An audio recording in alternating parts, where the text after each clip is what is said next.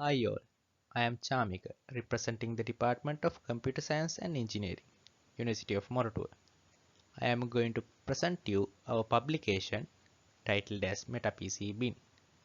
It is a novel approach for plasmid chromosome classification for metagenomic contigs. This is how I am planning to present our research step by step. First, let me give you some domain knowledge to ease your understanding into the field.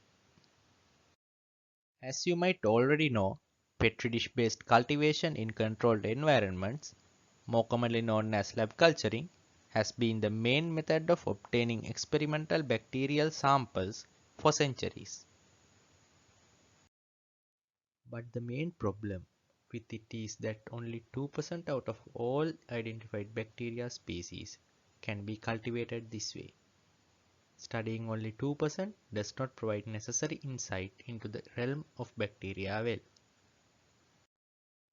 The modern approach, metagenomics, is the study of microbial material extracted directly from the environment like soil, ocean, or human gut. These samples containing microbes are fed into the sequencing machines which output short DNA sequences. Unlike in lab culturing, these sequences are like a mixture of genetic information. But for them to be useful, they should be classified and isolated. When we focus on the anatomical aspect, there are two primary sources of genetic material in a bacterial cell: chromosomes and plasmids. The big one in the middle is the chromosome. It is very large compared to the several plasmids around, as you can see in this picture. We can compare these two as of here. Both of these components are responsible for different tasks. Chromosomes are responsible for storing genetic information required for the survival of the microbe. Plasmids allow adapting to the environment through which the bacteria survive many hardships. Now that you have a good understanding of the plasmids and chromosomes, let's look at the problem that we were trying to solve.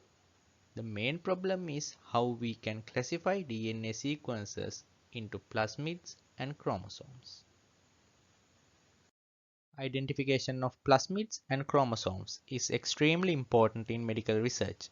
Plasmids are responsible for the antibiotic resistance of bacteria.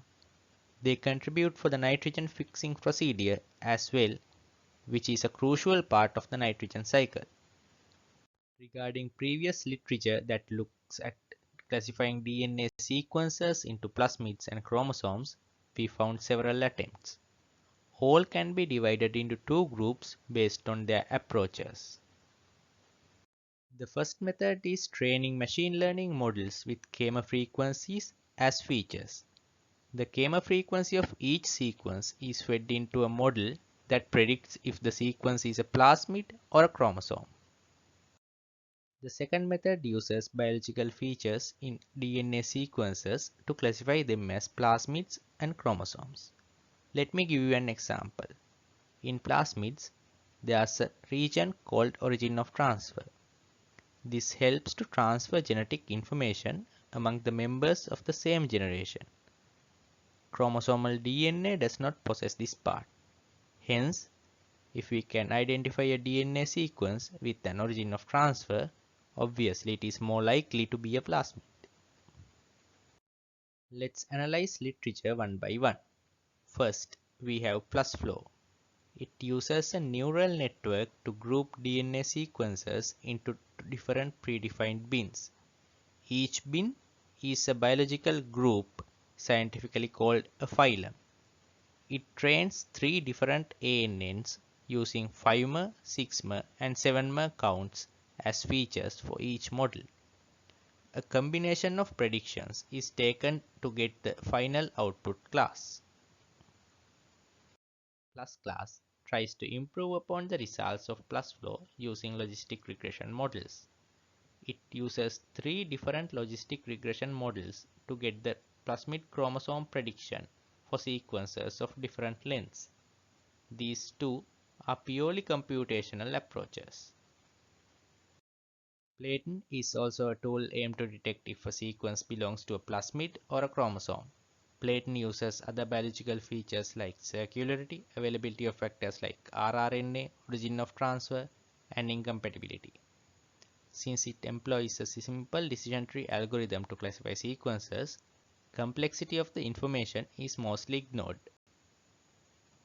Similar to Platen, Plusforest also uses biological features, but it employs a random forest model for the classification. It depends on overlapping with existing DNA databases. Hence, it is weak against undefined classes of sequences. Now, with the knowledge of those researchers, we can move on to MetaPCbin. The high-level view of MetaPCbin is shown in the following diagram with two machine learning models. First one is an artificial neural network that uses k-mer counts of DNA sequences as input features. The second one is a random forest model which uses biomarkers as the model features. This is a high-level view of the artificial neural network model. System used 7 mer counts of DNA sequences as the model features, so there are 8192 features. There are three main phases in this subsystem: training, cross-validation, and testing. We used 60% of data for the training and 20% each for the other two phases. This is how we get data for the random forest model in MetaPCbin. We used biomarkers like circularity, rRNA gene availability, origin of transfer availability, incompatibility factor availability, and GC content as the model features for the random forest model. We took 50 estimators with maximum depth of 20 to implement the random forest model. The following diagram shows the high-level view of the user journey of the system. The user inputs a database with DNA sequences and the system returns the plasmid chromosome classification. The user inputs the DNA sequences to the system.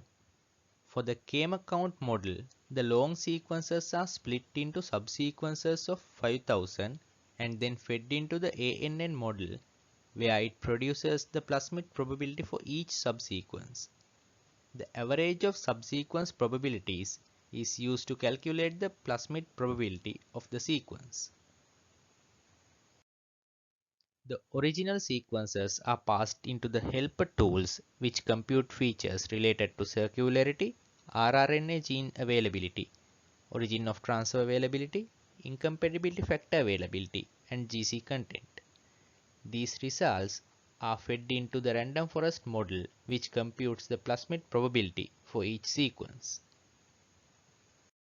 The combined predictions is taken by predicting the class using the logistic regression model. The results from the two models are given as the input. If the resultant value is less than the chromosome threshold, it will be classified as a chromosome. Similarly, greater than the plasmid threshold points to plasmid. Values lying between thresholds go as unclassified. These are the datasets we use to train and evaluate the MetaPCbin.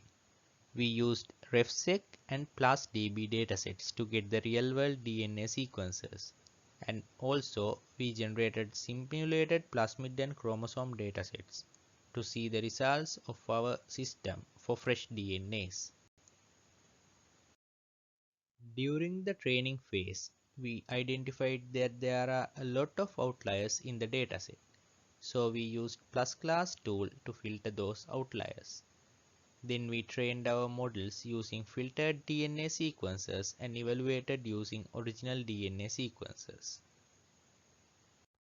MetaPCbin shows improvements in all precision, recall, and F1 score compared with our baselines, PlusClass, and Platen. We selected those tools to represent both computational and biological approaches. For simulated data, all three tools exhibits considerable decrease in results.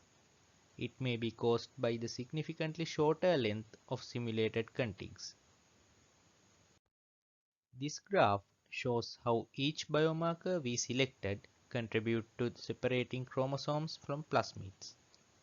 For example, rRNA is a good indicator of plasmids. Here it shows three different methods we tried out to combine two predictions received from two models. You can see that out of the three, logistic regression divides the groups best. This shows how each tool predicted simulated chromosome and plasmid contigs. Platon labeled almost all as chromosomes, while plus class exhibit a nearly random classification. Therefore, we can say that MetaPCbin did the best. As the conclusion of our research, we derived that MetaPCbin is capable of showing improved results by combining pure computational methods and biological feature extraction methods. Thank you very much for the opportunity to present our findings and hope this presentation as well as our paper inspired you all to get involved in the field of bioinformatics.